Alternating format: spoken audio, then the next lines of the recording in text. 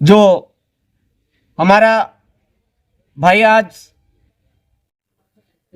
सम्मान नहीं दे रहे हैं इनका, हम पूरे समुदाय जन मिल करके अंतिम जो दाह संस्कार है वो जीएसएस के ये जो दलोट का जीएसएस है इसके गेट पर करेंगे।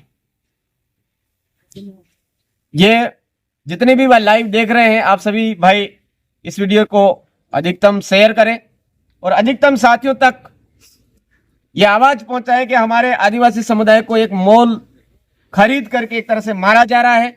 ये केवल यहीं पर नहीं, दरियावत के अंदर घटनाएं हुई है, हमारे सुहागपुरा के अंदर हुई है, पीपलखोट के अंदर हुई है, लंबे समय से इस तरह से हमारे कार्मिकों के साथ में हो रहा है। तो ये हम अब बर्दाश्त नहीं करेंगे। जितने भी एफआरटी के तहत जितने भी कार्मिक प्रतापगढ़ जिले में लगे हुए हैं, जिलाध्यक्ष महोदय से बात हो गई है, सभी एफआरटी अपने अपने वहां जीएसएस पे लाइट बंद करके सीधे सीधे धरने पर आ जाएं, क्योंकि आज रामू भाई को अगर ये सम्मान नहीं दे रहे तो कल आपके साथ में किसी प्रकार की घटना होती है तो उसको भी ये नहीं देंगे। आप तमाम साथी इस धरने पर जरूर आएंगे और इस आवाज को बुलंद करने में सहयोग प्रदान करेंगे। इसी आशा और विश्वास के साथ उलगुलान जिंदाबाद, जय जोहार, जय आदिवासी, जय भील प्रदेश, जय संविधान, जय भारत। आप सब जोहार। बिजली विभाग में एफआरटी के तहत जो कार्मिक हमारा रामू भाई लगा हुआ था, जिसके साथ में जो घटना हुई उसको लेकर के आज दूसरा दिन है धरने का और धरने पर हम बैठे हैं। बहुत सारे साथी हमारे पूछ रहे हैं कि कल क्या हुआ। तो कल लगभग शाम 5 बजे ऊँगते हुए जिम्मेदार इनके अधिकारी थे वो आए और आ करके शाम 5 बजे से रात्रि 10-11 बजे तक खाली लॉलीपॉप के अलावा कुछ नहीं। उन्होंने कहा कि भाई हम आपका 50 लाख की मांग तो पूरी नहीं कर सकते, लेकिन 7 लाख की मांग आपकी पूरी कर सकते हैं और परिवार के एक सदस्य को हम नौकरी दे सकते हैं। और बीमा राशि है, बीमा राशि के बारे में हम पूरी तरह से नहीं कह सकते।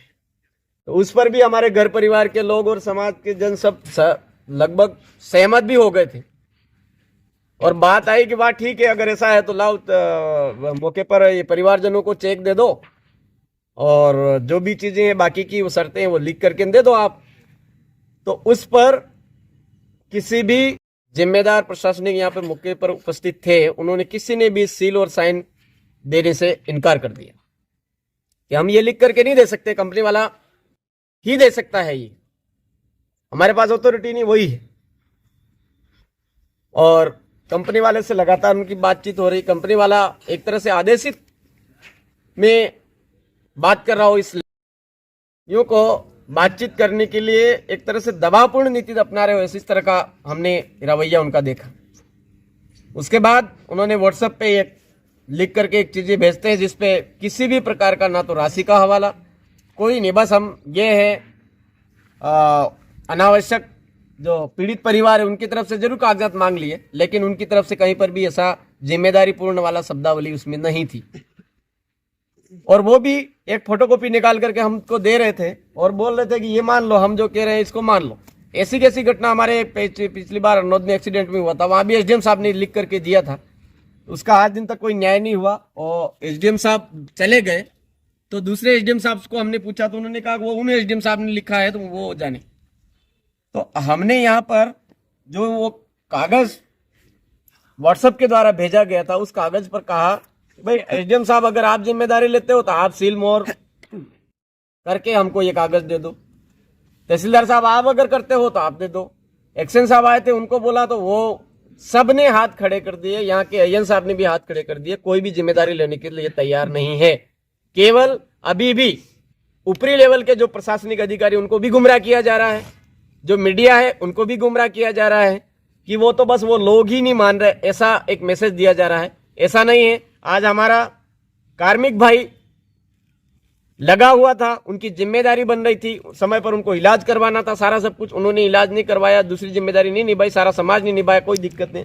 लेकिन आगे उनका 3 साल का जो बच्चा है उस बच्चे की सुरक्षा के लिए, उसके जीवन की सुरक्षा के लिए हम जो मांग कर रहे हैं वो मांग हमारी अनवरत जारी रहेगी। जब तक ये मांगे नहीं मानते हैं तब तक हम इस जाजम से धरना नहीं उठाएंगे। दूसरी बात, डेड बॉडी है, डेड बॉडी हमने प्रशासन के हवाले कर दी है और हम लिखित में भी दे दिया है कि अगर हमारे मृत शरीर सम्मान विधेयक के तहत किसी भी प्रकार की कार्रवाई होती है उसके जिम्मेदार एफआरटी कंपनी और जीएसएस और जितने भी नामजद हमने एफआईआर दर्ज करवाई वो रहेंगे। अब आज का हमारी जो मांग है, जो कल हमने दी 50 लाख का मुआवजा, वो हमको चाहिए। एक घर परिवार के एक सदस्य को नौकरी चाहिए।